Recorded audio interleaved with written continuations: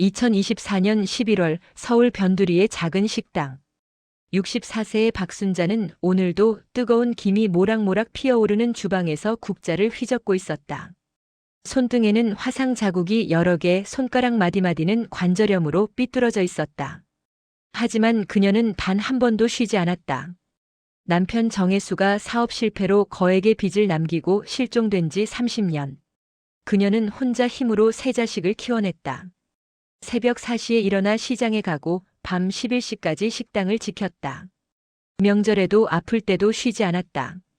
큰아들 민수는 대기업 임원이 되었고 딸 미정은 변호사가 되었으며 막내 아들 준호는 의사가 되었다. 엄마, 이제 그만 일하셔야죠.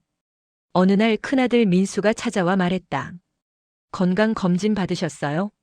순자는 고개를 저었다. 바빠서 못 갔어.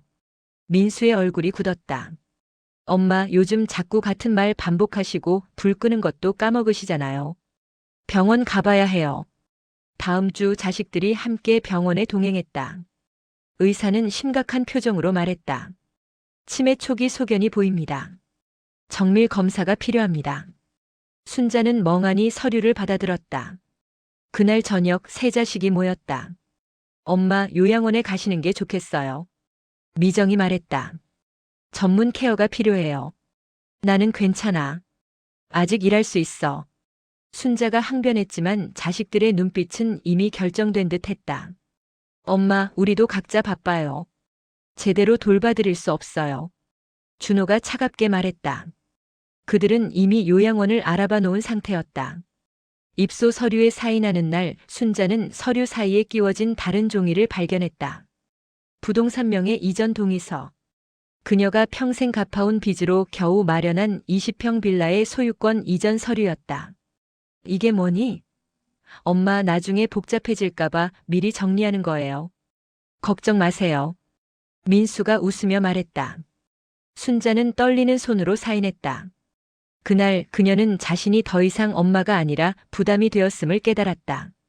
요양원 입소 첫날. 좁은 방에는 침대 하나와 낡은 옷장만 있었다. 자식들은 짐을 내려놓고 서둘러 떠났다. 엄마, 자주 올게요. 하지만 그 약속이 거짓임을 순자는 알고 있었다. 창문 너머로 그들이 탄 검은색 SUV가 빠르게 사라졌다. 그날 밤 TV에서 뉴스가 흘러나왔다. 30년 전 사라진 H그룹 창립 멤버 정혜수 씨 복귀 임박.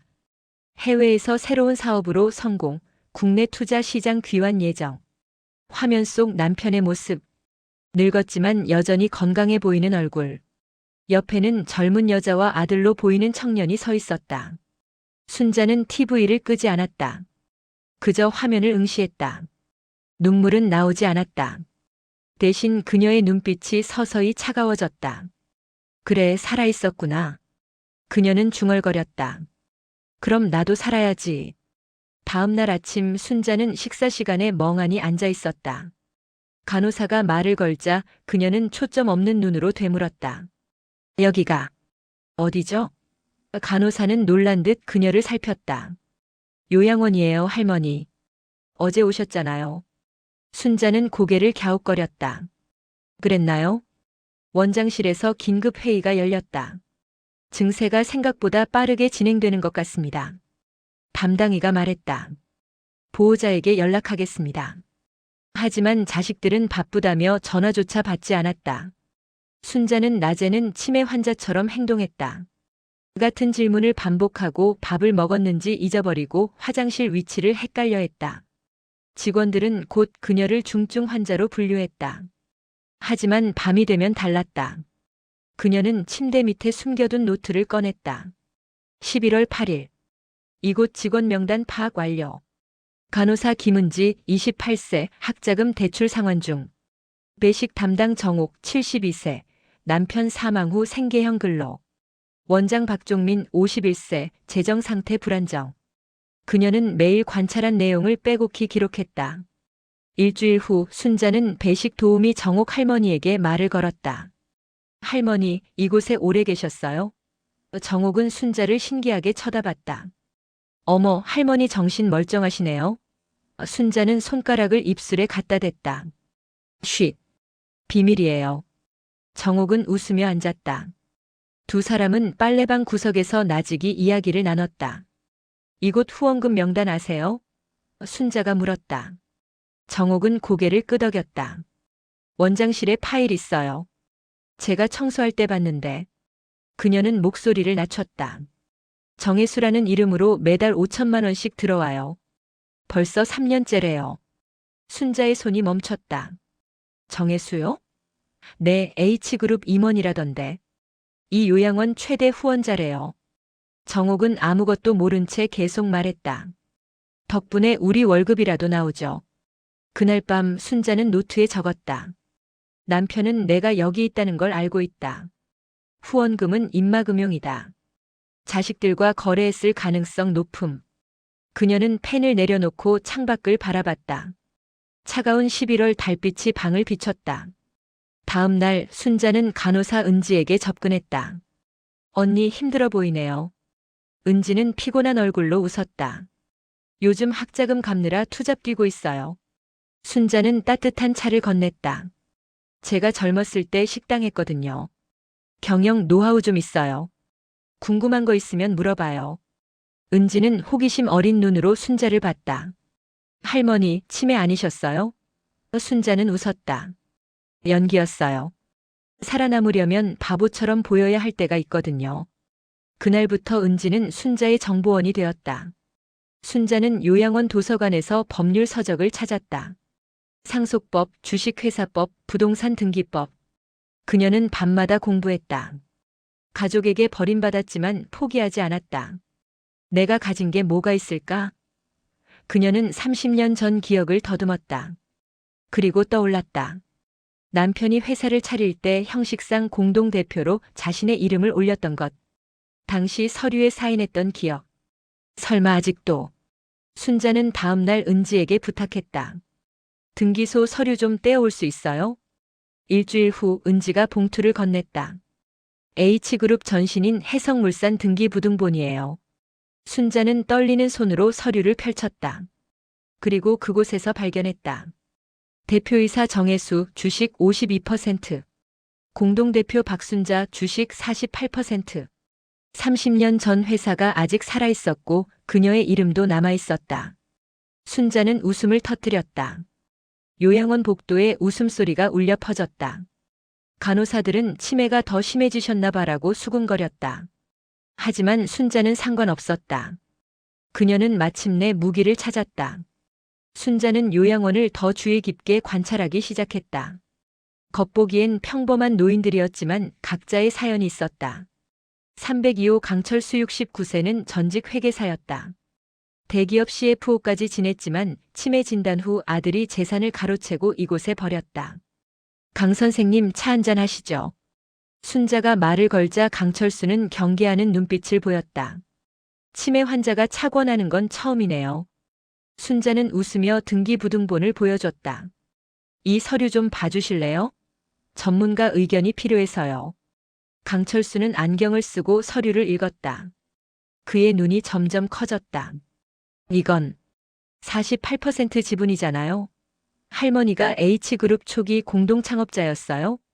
순자는 고개를 끄덕였다. 그런데 남편이 제가 죽은 줄 알고 회사를 키웠나 봐요. 강철수는 흥분했다. 이건 엄청난 거예요. 지금 H그룹 시가총액이 5조인데 48%면. 그는 계산기를 두드렸다. 2조 4천억이에요. 할머니, 당신은 재벌이에요. 순자는 조용히 차를 마셨다. 돈은 중요하지 않아요. 복수가 목적이죠. 그날부터 강철수는 순자의 첫 번째 동료가 되었다. 다음은 405호 이정란 67세, 퇴직 은행원이었다. 그녀는 평생 은행에서 일했지만 딸이 그녀 명의로 대출을 받아 도망가는 바람에 이곳에 왔다. 이 선생님, 금융 자문 좀 부탁드려도 될까요? 순자가 물었다. 이정란은 쓸쓸히 웃었다. 지금 와서 무슨 소용이에요. 전 다 잃었어요. 순자는 그녀의 손을 잡았다. 아직 안 끝났어요. 같이 되찾아요. 선생님 전문성이 필요해요. 일주일 후 요양원 도서관에는 5명의 노인이 모였다. 강철수, 이정란, 그리고 전직 판사. 홍기태 71세, 전직 변호사 김민아 68세, 전직 증권맨 박대호 66세. 모두 가족에게 버림받았지만 각자의 분야에서 전문가였던 사람들. 우리가 왜 모였는지 아시죠? 순자가 말했다. 우리를 버린 가족들에게 복수하기 위해서가 아니에요. 우리 자신을 되찾기 위해서예요. 그녀는 H그룹 등기부등본을 펼쳤다. 제가 이 회사의 48% 주주입니다. 하지만 혼자서는 할 수 없어요. 홍기태가 물었다. 목표가 뭡니까? 순자는 단호하게 말했다. 경영권 확보. 남편을 쫓아내고 제가 회장이 되는 겁니다. 방 안이 조용해졌다. 그리고 강철수가 웃음을 터뜨렸다. 재밌겠는데요? 전 평생 숫자나 만지작거렸는데 마지막에 이런 드라마를 하게 되다니. 그날부터 재무관리 스터디가 시작되었다. 표면상으론 치매 예방 두뇌 활동이었지만 실제로는 기업 인수 전략 회의였다. 강철수는 H그룹 재무제표를 분석했다. 부채 비율이 높네요. 최근 해외 투자로 현금 유동성이 떨어졌어요. 지금이 적기입니다. 이정란은 주식시장을 분석했다. H그룹 주가가 최근 30% 하락했어요. 정혜수 씨 복귀 발표 전까지는 불안정했거든요. 지금 사모으면 쌉니다. 홍기태는 법적 쟁점을 정리했다. 30년 동안 명의를 도용당한 셈이니 손해배상 청구도 가능합니다. 매일 밤 10시 소등 후 그들은 몰래 모였다. 간호사들은 노인들이 일찍 잔다고 생각했지만 실제로는 작은 랜턴 불빛 아래서 전쟁을 준비하고 있었다. 순자는 노트북을 은지에게 부탁해 구했고 박대호가 온라인 증권 계좌를 만들었다. 할머니, 자금은 어떻게 하실 거예요? 김민아가 물었다. 순자는 통장을 꺼냈다. 30년 동안 모은 돈이에요. 3억. 강철수가 고개를 저었다. 턱없이 부족해요. 1%라도 더 사려면 최소 500억은 있어야 해요. 순자는 웃었다. 돈은 빌리면 되죠. 이정란이 반문했다. 누가 요양원 할머니한테 500억을 빌려줘요? 순자는 서류를 꺼냈다. 48% 지분을 담보로 하면 가능하지 않을까요? 모두가 숨을 죽였다. 천재 아닙니까, 할머니? 그날 밤 순자는 창밖을 바라보며 중얼거렸다. 정혜수, 당신은 내가 죽었다고 생각하겠지. 하지만 난 이제 막 깨어났어. 12월 첫째 주 H그룹 본사 대회의실. 정혜수는 기자회견을 열었다. 70대 중반이었지만 정정한 모습이었다. 해외에서 의료기기 사업으로 큰 성공을 거뒀고 이제 모국에 돌아와 그룹을 재건하겠다는 포부를 밝혔다. 가족의 희생 덕분에 여기까지 올 수 있었습니다. 그의 옆에는 40대 중반의 우아한 여자가 앉아 있었다. 재혼한 아내 서연이었다. 그리고 30대 초반의 준수한 청년 아들 정우진. 그들은 완벽한 가족처럼 보였다. 기자가 질문했다. 첫 번째 부인에 대해서는 어떻게 생각하십니까? 정혜수는 잠시 침묵했다. 안타깝게도 그분은 치매로 요양원에 계십니다. 제가 할 수 있는 최선은 그곳을 후원하는 것뿐입니다. 그는 슬픈 표정을 지었다. 카메라 플래시가 터졌다. 요양원 TV 앞 순자는 그 장면을 지켜봤다. 옆에는 스터디 멤버들이 모여 있었다. 저 위선자. 강철수가 이를 갈았다. 순자는 조용히 웃었다. 좋아. 계속 연기해. 막이 내릴 때까지. 순자는 간호사 은지를 통해 정혜수의 동선을 파악했다. 그는 한 달에 한 번 요양원을 방문했다. 홍보용이었다. 카메라를 대동하고 와서 노인들과 악수하고 사진을 찍었다. 하지만 순자의 방에는 단 한 번도 오지 않았다. 다음 방문일이 언제죠? 순자가 물었다. 이번 주 금요일이요. 은지가 답했다. 순자는 고개를 끄덕였다. 그날 제가 정신 좀 차려볼게요. 한편 정혜수는 회사에서 골치 아픈 문제에 직면해 있었다. 주주 명부를 정리하던 비서가 이상한 점을 발견한 것이다. 회장님, 구 해성물산 등기부에 박순자라는 이름으로 48% 지분이 등록되어 있습니다. 정혜수는 서류를 받아들었다. 아, 그건 30년 전 형식상 등록한 거야. 이미 무효화됐을 거야. 비서는 고개를 저었다. 아닙니다. 아직 유효합니다. 법적으로 박순자 씨가 최대 주주입니다. 정혜수의 얼굴이 굳었다. 뭐라고? 그는 급히 변호사를 불렀다. 이걸 어떻게 처리해야 하나? 변호사는 서류를 검토하고 말했다. 치매 판정을 받은 상태라면 금치산자 선고를 받아 권리를 박탈할 수 있습니다. 당장 진행해. 정혜수는 냉정하게 명령했다. 그는 순자가 요양원에서 아무것도 모르고 있을 거라 확신했다. 하지만 그건 큰 착각이었다. 금요일 오후 정혜수가 요양원에 도착했다. 언론사 카메라 3대가 따라왔다. 그는 환하게 웃으며 노인들과 악수했다. 어르신들 건강하시죠? 그때 복도 끝에서 한 여자가 걸어왔다. 단정한 회색 정장 차림의 순자였다.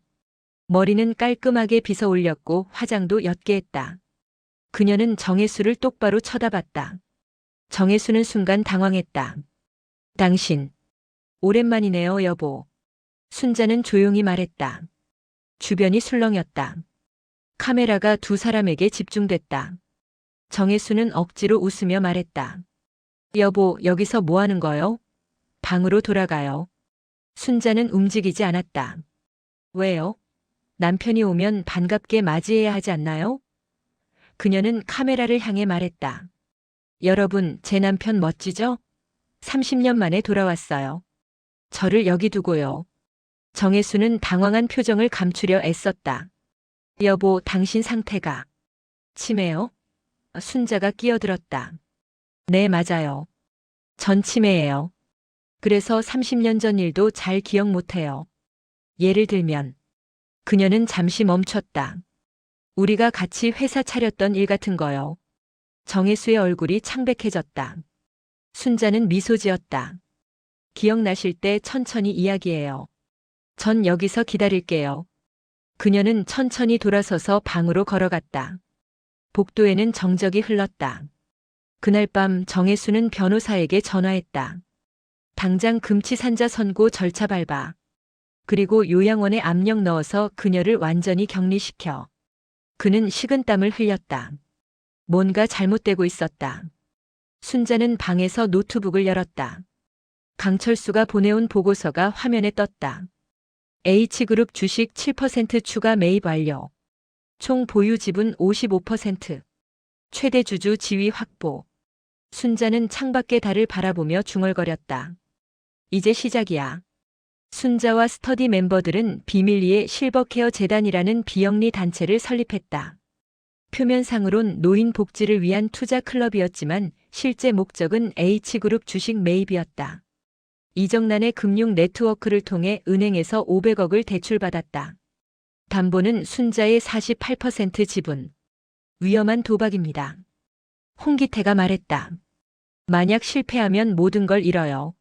순자는 고개를 끄덕였다. 이미 다 잃었어요. 가족도 집도 존엄도. 이제 잃을 게 없어요.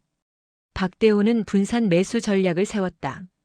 한 번에 사면 눈에 띄니까 여러 계좌로 나눠서 조금씩 사들입시다. 한 달 동안 그들은 시장에서 H그룹 주식을 조금씩 매집했다. 주가는 서서히 오르기 시작했다. 정혜수는 이를 자신의 복귀 효과로 착각했다. 12월 중순 순자의 딸 미정이 요양원을 찾아왔다. 3개월 만에 방문이었다. 엄마, 어떻게 지내세요? 순자는 멍하니 앉아 있었다. 내가. 누구니? 미정은 한숨을 쉬었다. 엄마, 저 미정이에요. 딸.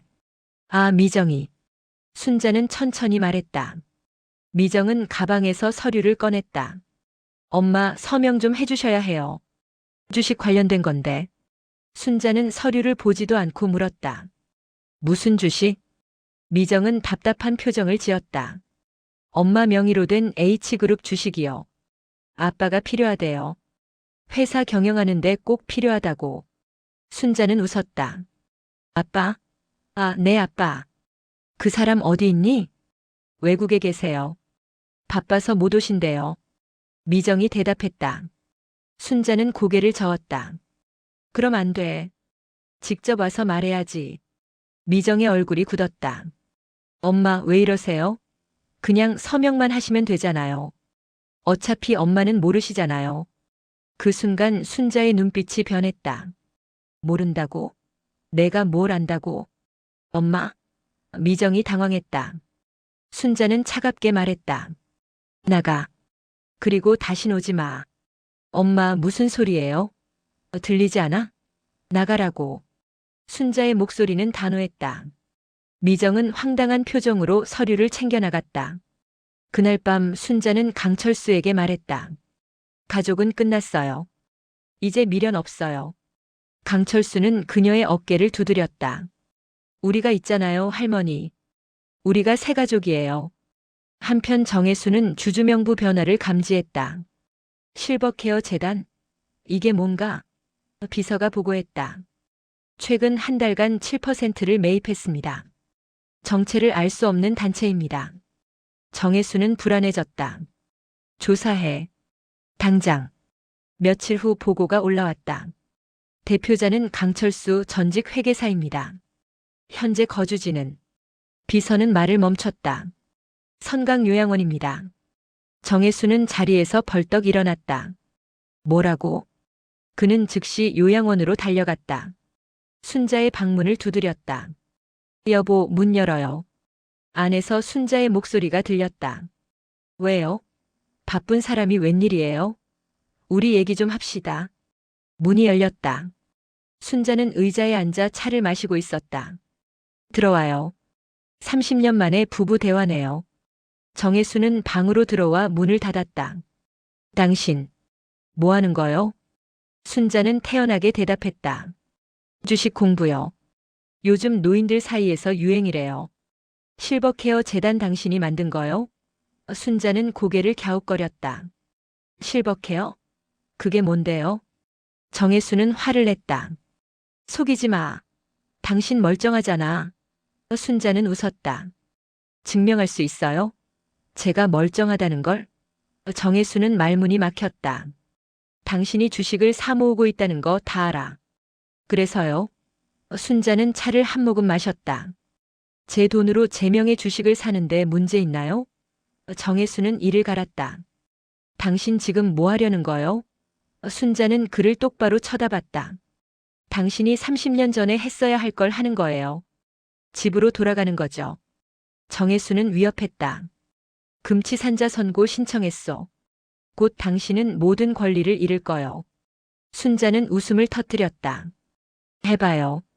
법정에서 봐요, 여보. 정혜수는 문을 박차고 나갔다. 복도에서 그는 원장을 불렀다. 박순자를 완전히 격리시켜요. 외부 접촉 일절 금지. 원장은 난처한 표정을 지었다. 하지만 법적으로 문제가. 내가 이 요양원 최대 후원자요. 내 말대로 하시오. 하지만 순자는 이미 준비되어 있었다. 김미나 변호사가 법원에 금치산자 선고 부당성 소송을 제기했고 홍기태 전 판사의 인맥으로 공정한 재판부를 확보했다. 전쟁은 이제 법정으로 옮겨갔다. 12월 말 첫 번째 법정 심리가 열렸다. 정혜수 측 변호사는 순자의 치매 진단서를 제출했다. 피고인은 중증 치매 환자로 정상적인 판단 능력이 없습니다. 하지만 김미나는 반박했다. 그럼 왜 피고인이 지난 한 달간 정확한 주식 투자를 할 수 있었을까요? 판사가 물었다. 박순자 씨 직접 답변해 주시겠습니까? 순자는 증인석에 섰다. 그녀는 명확하게 말했다. 저는 가끔 기억이 흐릿할 때가 있습니다. 하지만 제 재산을 관리할 능력은 충분합니다. 정혜수 측 변호사가 추궁했다. 그럼 왜 요양원에서 치매 환자처럼 행동했습니까? 순자는 웃었다. 생존 전략이었어요. 위험한 가족들 사이에서 살아남으려면 바보처럼 보여야 했으니까요. 법정이 술렁였다. 판사는 정혜수를 쳐다봤다. 원고는 피고와 어떤 관계입니까? 부부입니다. 판사는 서류를 넘겼다. 30년간 가족을 버리고 해외에 계셨다고요? 정혜수는 대답할 수 없었다. 재판은 순자에게 유리하게 흘러갔다. 판사는 금치산자 선고 신청을 기각했다. 피고인은 정상적인 판단 능력을 보유하고 있으며 오히려 원고의 신청이 재산 탈취 목적으로 의심됩니다. 법정을 나서며 순자는 정혜수에게 말했다. 다음엔 이사회에서 봐요, 회장님. 정혜수는 분노로 얼굴이 붉어졌다. 하지만 그는 이미 졌다. 순자는 55%의 지분으로 최대 주주가 되었고 이제 회사는 그녀의 것이었다.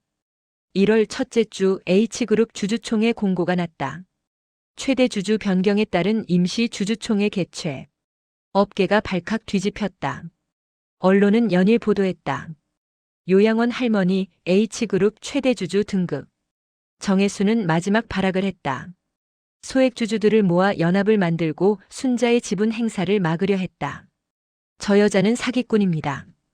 회사를 탈취하려는 거예요.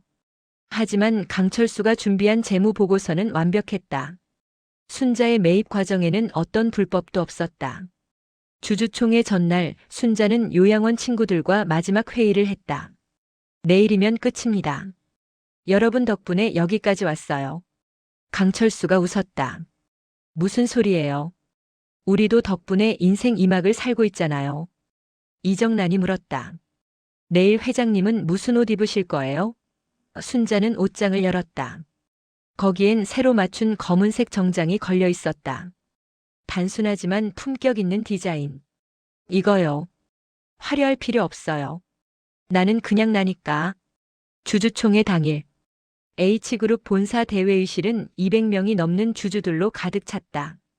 카메라 20대 이상이 설치되었고 주요 언론사가 모두 참석했다. 정혜수는 단상 위에 앉아 있었다.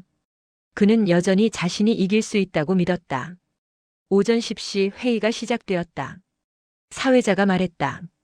지분 55%를 보유한 최대 주주 박순자 씨를 모시겠습니다.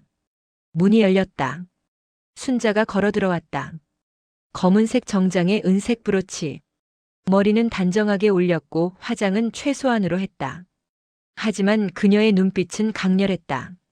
그녀 뒤로는 스터디 멤버들이 따라왔다. 모두 정장을 차려입었다. 요양원 할머니, 할아버지들은 이제 기업 임원처럼 보였다.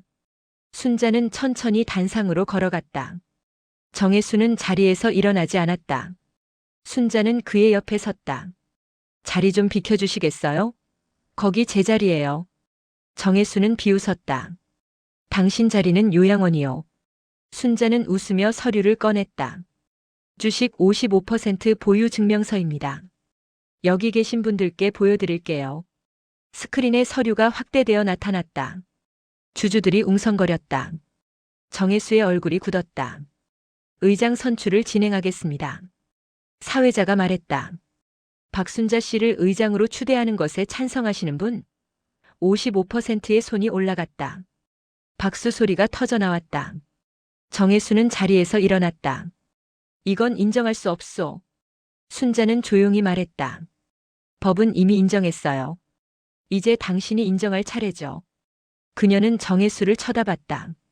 30년 전 당신은 나를 버리고 떠났어요. 빚만 남기고. 나는 그 빚을 갚으며 자식들을 키웠어요. 그리고 그 자식들은 나를 요양원에 버렸죠. 회의장이 조용해졌다. 순자는 계속했다. 당신은 해외에서 새 가족을 만들고 성공했어요. 나는 여기서 버려졌고요. 하지만 한 가지 놓친 게 있어요. 그녀는 미소 지었다. 나는 아직 죽지 않았다는 거. 플래시가 터졌다. 기자들이 카메라를 들이댔다. 순자는 정혜수에게 마지막으로 말했다. 이제 회사는 내 거예요. 당신은 직원으로 남든지 떠나든지 선택하세요. 정혜수는 분노로 떨었지만 할 수 있는 게 없었다. 순자는 의장석에 앉았다. 그녀는 마이크를 잡고 말했다. 오늘부터 H그룹은 새롭게 시작합니다. 이 회사는 사람을 버리지 않는 회사가 될 겁니다. 특히 노인을, 가족을 버리지 않는 회사로 만들겠습니다. 주주들이 박수를 보냈다. 순자는 스터디 멤버들을 소개했다. 새로운 이사진을 소개합니다. CFO 강철수, 재무이사 이정란, 법무이사 홍기태, 고문변호사 김미나, 투자이사 박대호. 요양원 친구들이 단상에 올라섰다. 언론은 열광했다. 요양원 혁명, 버려진 노인들의 역습, 실버 파워의 시대 같은 헤드라인이 쏟아졌다. 순자는 기자회견에서 말했다. 나이는 숫자일 뿐입니다. 중요한 건 포기하지 않는 마음이죠. 그날 저녁 순자는 요양원으로 돌아왔다. 직원들이 깜짝 놀라며 맞이했다. 할머니, 회장님이 되셨다면서요? 순자는 웃었다. 나는 그냥 순자예요. 여기가 내 집이에요. 그녀는 방으로 돌아와 창문을 열었다. 차가운 겨울바람이 들어왔다. 그녀는 하늘을 올려다봤다. 이제 시작이야. 그녀의 눈에는 결의가 가득했다. 주주총회 다음 날 순자의 핸드폰이 울렸다. 3개월 동안 한 번도 연락 없던 자식들이었다. 큰아들 민수가 먼저 전화했다. 엄마 뉴스 봤어요. 왜 그렇게까지 하셨어요?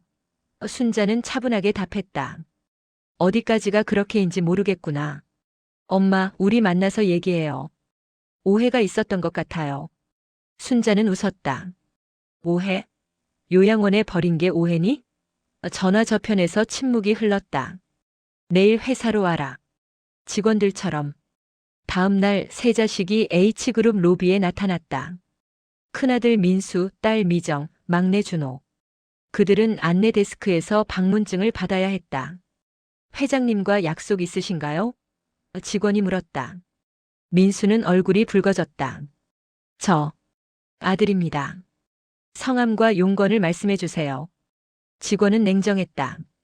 그들은 대기실에서 30분을 기다려야 했다. 마침내 비서가 내려왔다. 회장님께서 이사회의실로 오라고 하셨습니다. 이사회의실에는 순자와 스터디 멤버들이 앉아 있었다. 순자는 단상에, 나머지는 양옆에. 자식들은 방문자 좌석에 앉았다. 순자는 차를 마시며 물었다. 무슨 일로 왔니? 미정이 먼저 입을 열었다.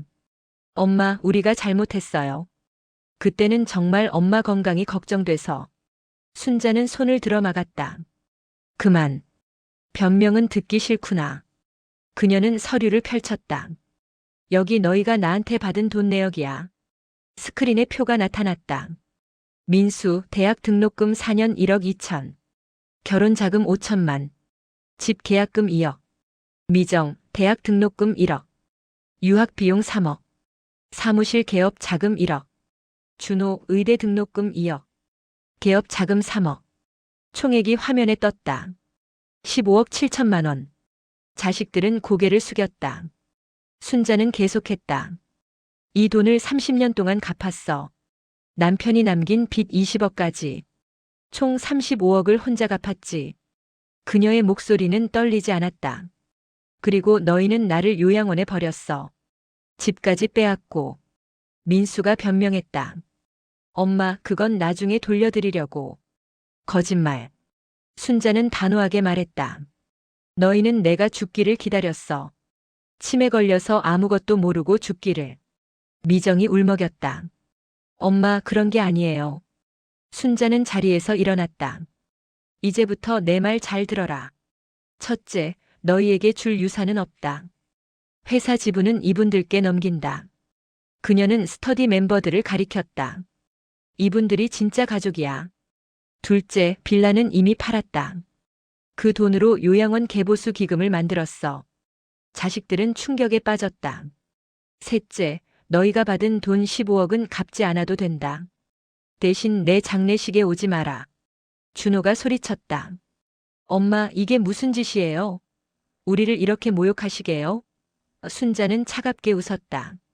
모욕? 요양원에 버려진 기분을 알아? 그녀는 천천히 그들에게 다가갔다. 너희는 내가 죽은 줄 알았지. 하지만 난 살았어. 그리고 이겼어. 민수가 무릎을 꿇었다. 엄마, 제발. 한 번만 용서해 주세요. 미정과 준호도 따라 무릎을 꿇었다. 순자는 그들을 내려다봤다. 한때는 그녀의 전부였던 아이들. 하지만 이제는 낯선 사람들이었다. 일어나라. 순자는 조용히 말했다. 너희를 용서는 할게. 하지만 잊지는 않을 거야. 그녀는 돌아서서 창밖을 바라봤다. 이제 가거라. 다신 만나지 말자. 자식들은 울며 방을 나갔다. 문이 닫히자 강철수가 물었다. 괜찮으세요? 순자는 고개를 끄덕였다. 네. 이제 정말 자유로워졌어요. 그녀의 눈에서 눈물이 흘렀다. 하지만 그것은 슬픔의 눈물이 아니었다. 해방의 눈물이었다. 그날 저녁 순자는 이사회를 열었다. H그룹의 새로운 비전을 발표하겠습니다. 그녀는 프레젠테이션을 시작했다. 우리는 실버 산업에 집중합니다. 요양원, 노인 의료 실버타운.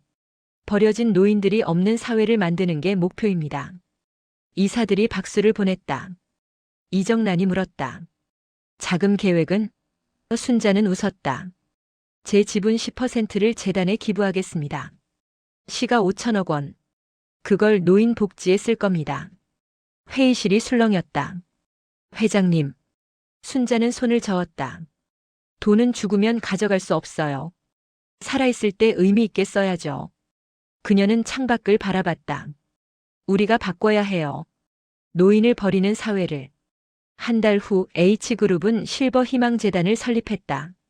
전국 100개 요양원에 지원금을 보냈고 간병인 처우 개선 프로그램을 시작했다. 언론은 순자를 실버 혁명가라고 불렀다. 하지만 그녀는 여전히 요양원에서 살았다. 왜 좋은 집으로 안 이사 가세요? 기자가 물었다. 순자는 웃었다. 여기가 내 집이에요. 친구들이 있고 내가 배운 곳이니까. 그녀는 요양원 친구들과 저녁을 먹으며 웃었다. 이제 그녀는 진정한 가족을 찾았다. 2월의 어느 아침 순자는 평소처럼 새벽 5시에 일어났다. 오랜 습관이었다. 그녀는 요양원 정원을 산책했다. 겨울이 끝나가고 있었다. 작은 새싹들이 땅을 뚫고 나오고 있었다. 오전 9시 블랙카 3대가 요양원 앞에 도착했다. 첫 번째 차에서 순자가 내렸다. 검은색 코트에 은색 브로치. 두 번째 차에서는 강철수와 이정란이, 세 번째 차에서는 홍기태, 김미나, 박대호가 내렸다. 요양원 직원들이 박수로 맞이했다. 회장님들, 오늘 출근 일찍 하시네요. 간호사 은지가 웃으며 말했다. 순자는 그녀의 손을 잡았다.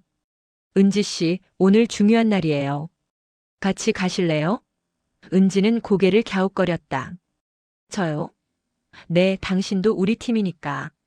H그룹 본사 앞에는 수백 명의 직원들이 줄지어 서 있었다. 순자가 도착하자 모두가 고개를 숙였다. 회장님 환영합니다. 순자는 미소 지으며 건물로 들어갔다. 로비에는 대형 현수막이 걸려 있었다. 새로운 시작, 함께하는 미래. 엘리베이터가 최상층에 도착했다. 회장실 문이 열렸다. 넓고 화려한 사무실. 하지만 순자는 거기 앉지 않았다. 이 방은 필요 없어요. 이사회실에서 일할 거예요. 모두와 함께. 비서들이 놀랐다. 하지만 회장은 혼자가 아니에요. 팀이죠. 순자는 이사회실로 갔다. 거기엔 큰 테이블과 의자들이 있었다. 여기가 우리 사무실이에요. 스터디 멤버들이 자리에 앉았다. 마치 요양원 도서관 같은 분위기였다. 오전 10시 전체 직원 회의가 열렸다. 1,000명이 넘는 직원들이 대강당에 모였다. 순자는 단상에 올라 마이크를 잡았다. 안녕하세요. 새 회장 박순자입니다. 박수가 터졌다. 저는 특별한 경력이 없습니다. 30년간 식당에서 일했고 3개월 전까지 요양원에 있었죠. 직원들이 웃었다. 하지만 한 가지는 압니다. 사람을 버리면 안 된다는 것. 순자는 새 정책을 발표했다. 첫째, 육아휴직 2년으로 확대. 남녀 모두. 둘째, 부모 간병 휴직제 신설. 셋째, 정년 폐지.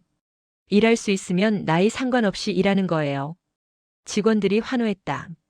이 회사는 이제 가족을 버리지 않습니다. 부모를, 자식을, 서로를 버리지 않는 회사가 될 겁니다. 순자의 목소리는 떨렸다. 제가 버려져 봤으니까. 그 고통을 아니까. 그 누구도 그런 아픔을 겪지 않게 하고 싶습니다. 박수가 5분간 계속되었다. 순자는 눈물을 닦았다. 강철수가 무대에 올라와 그녀를 안았다. 우리가 있잖아요, 회장님. 순자는 고개를 끄덕였다. 고마워요, 가족. 회의 후 기자회견이 열렸다. 전국의 언론이 몰려들었다. 회장님, 앞으로의 계획은? 기자가 물었다. 순자는 준비한 원고를 접었다. 원고 없이 말할게요. 진심만 전하고 싶으니까. 저는 한국 사회가 변하길 바랍니다. 노인을 짐으로 보는 사회가 아니라 지혜로운 자산으로 보는 사회요.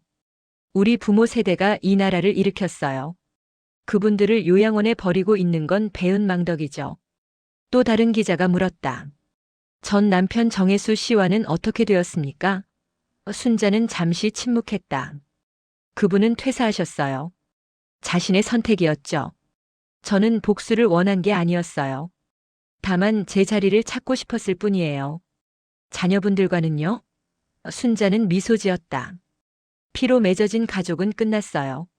하지만 마음으로 맺어진 가족을 찾았죠. 그녀는 스터디 멤버들을 돌아봤다. 저분들이 제 진짜 가족입니다. 기자회견이 끝나고 순자는 옥상 정원으로 올라갔다. 서울 시내가 한눈에 보였다. 강철수가 옆에 섰다. 후회 안 하세요? 자식들을. 순자는 고개를 저었다. 아니요. 이제 정말 자유로워요. 회장님, 우리 이거 얼마나 할 수 있을까요? 강철수가 물었다. 순자는 웃었다. 모르죠. 우리 나이에 뭘 계획해요? 그냥 하루하루 최선을 다하는 거죠. 두 사람은 웃음을 터뜨렸다. 저녁 순자는 요양원으로 돌아왔다. 식당에서는 친구들이 파티를 준비하고 있었다. 회장님 환영 파티. 정옥 할머니가 소리쳤다. 순자는 눈물을 글썽이며 앉았다. 제가 무슨 회장이에요. 그냥 순자예요. 케이크 촛불을 끄며 순자는 소원을 빌었다. 모든 버려진 엄마들에게 두 번째 기회가 오기를. 박수가 터졌다. 요양원은 웃음소리로 가득 찼다. 더 이상 슬픈 곳이 아니었다. 새로운 시작의 공간이었다. 밤 10시 순자는 자기 방으로 돌아왔다. 침대에 앉아 창밖을 바라봤다. 별이 총총히 빛나고 있었다. 그녀는 30년 전을 떠올렸다. 빚더미에 앉아 울던 그날 밤. 살아야 한다고 다짐했던 순간. 나 잘했지? 순자는 하늘을 향해 중얼거렸다. 누구에게 묻는지 모를 질문. 아마도 과거의 자신에게. 대답은 없었지만 순자는 웃었다. 그녀는 살아남았다. 그리고 이겼다. 노트를 펼쳐 마지막 일기를 썼다. 2025년 2월 15일. 오늘 나는 정말로 자유로워졌다. 가족이란 이름의 굴레에서 희생이란 이름의 감옥에서. 이제 나는 박순자로 산다. 누구의 엄마도 누구의 아내도 아닌 그냥 나로. 일기를 덮고 불을 껐다. 어둠 속에서 순자는 미소 지었다. 64년을 살았지만 진짜 인생은 이제 시작인 것 같았다. 늦은 건 없었다. 포기하지 않는 한. H그룹은 실버 뉴딜 프로젝트를 발표했다. 전국 요양원 현대화, 노인 일자리 10만 개 창출, 실버 스타트업 지원. 순자의 비전은 현실이 되어가고 있었다. 어느 날 요양원에 젊은 여자가 찾아왔다. 할머니, 저 기억하세요? 순자는 고개를 갸웃거렸다. 미안한데 누구시죠? 여자는 울먹였다. 저 미정이에요. 딸. 순자는 차를 내왔다. 앉으렴. 미정은 떨리는 손으로 봉투를 꺼냈다. 이거 받아주세요. 제가 받은 돈 15억, 이자까지 계산해서 20억 모았어요. 10년 걸렸어요. 순자는 봉투를 밀었다. 필요 없어. 엄마. 나한텐 이미 더 큰 걸 받았어. 교훈을. 그걸로 충분해. 순자는 창밖을 바라봤다. 그 돈으로 내 인생 살아. 그게 내 마지막 선물이야. 미정은 울며 일어났다. 문 앞에서 돌아보며 말했다. 엄마 사랑해요. 순자는 대답하지 않았다. 문이 닫혔다. 순자는 한참을 앉아 있었다. 그리고 작게 중얼거렸다. 나도 사랑했어. 하지만 그것으로 충분했다. 용서는 했지만 관계는 끝났다. 순자는 더 이상 엄마가 아니었다. 그저 자신이었다. 1년 후. 순자는 TED 무대에 섰다. 전 세계가 그녀의 이야기를 듣고 싶어 했다. 저는 64세에 버려졌습니다. 그리고 65세에 다시 태어났죠. 청중이 박수를 보냈다. 나이는 끝이 아닙니다. 새로운 시작일 수 있어요. 중요한 건 포기하지 않는 것, 배우는 것, 함께하는 것. 순자는 화면에 요양원 친구들 사진을 띄웠다. 이분들이 제 영웅들입니다. 강연이 끝나고 무대 뒤에서 은지가 기다리고 있었다. 회장님, 다음 일정은? 순자는 손을 저었다. 오늘은 그만. 우리 저녁이나 먹자. 회사 얘기 말고 그냥 수다나 떨면서. 둘은 작은 식당으로 갔다. 순자가 30년간 일하던 그 식당. 새 주인이 들어왔지만 간판은 그대로였다. 여기서 내 인생 대부분을 보냈어. 순자는 테이블을 쓰다듬었다. 그때는 지옥 같았는데 지금 보니 그것도 선물이었어. 무슨 선물이요? 은지가 물었다. 순자는 웃었다. 살아남는 법을 배웠잖아. 그게 없었으면 지금의 나도 없었을 거야. 집으로 돌아가는 차 안 순자는 서울 야경을 바라봤다. 수많은 불빛들. 각자의 삶을 살아가는 사람들. 저 중에 나처럼 버려진 사람이 몇 명이나 될까? 그녀는 중얼거렸다. 그들에게도 두 번째 기회가 오길. 요양원 앞에 도착했다. 순자는 차에서 내려 건물을 올려다봤다. 이곳은 더 이상 버려진 사람들의 감옥이 아니었다. 새로운 시작을 준비하는 학교였다. 나는 버려졌지만 무너지지 않았다. 세상이 나를 잊었지만 나는 세상을 잊지 않았다. 순자는 문을 열고 들어가며 마지막으로 중얼거렸다. 이제부터 내가 너희 엄마다. 그녀의 실루엣이 따뜻한 조명 속으로 사라졌다. 문이 닫혔다. 하지만 이야기는 끝나지 않았다. 수많은 버려진 사람들의 새로운 이야기가 이제 막 시작되고 있었다. 창문 너머로 빛이 새어나왔다. 그 빛은 희망이었다. 포기하지 않는 자들의 승리였다. 그리고 모든 버려진 엄마들에게 보내는 메시지였다. 아직 끝나지 않았다. 당신의 이야기는 이제 시작이다.